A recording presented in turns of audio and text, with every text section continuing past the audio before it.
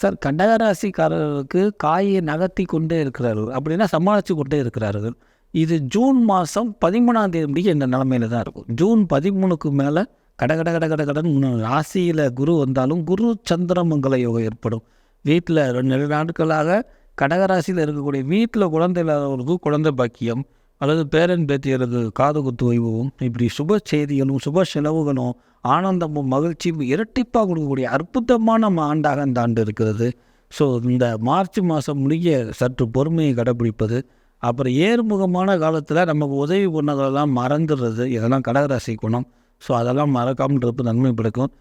தேவையில்லாமல் சிலர் வற்புறுத்தலம் பண்ணாங்க அப்படிங்கிறதுக்காக சொத்து சுகம் வாங்குறத குறைச்சிக்கங்க. ஏன்னா காசு வந்தால் புரியாமல் பின்னாடி உதவும் சொல்லி ஏதாவது கொண்டு போய் மாட்டினா அது முடங்கி போய்விடும் அது கடந்து.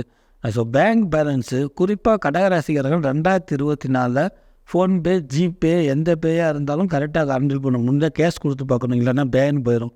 அப்படி ஒரு சூழ்நிலையும் இந்த ஆண்டு கடகராசி இருக்கிறது. ஸோ ஆன்லைன் ஆப்ரேட்டிங்கில் கூடுதல் கவனம் தேவை கடகராசிக்காரர்களுக்கு. சரிங்க, பிரத்யேகமாக என்ன மாதிரி வழிபாடு பண்ணணும்? திங்களூர் சந்திரன் வழிபாடு, சந்திர பகவானுடைய வழிபாடு இவங்களுக்கு சந்தோஷத்தை கொடுக்கும்.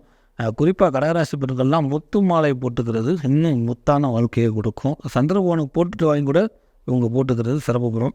ஆண்கள் முத்து மோதிரம் போட்டுறது இன்னும் சிறப்பான பலனை கொடுக்கும். அற்புதமானதாக இருக்கும்.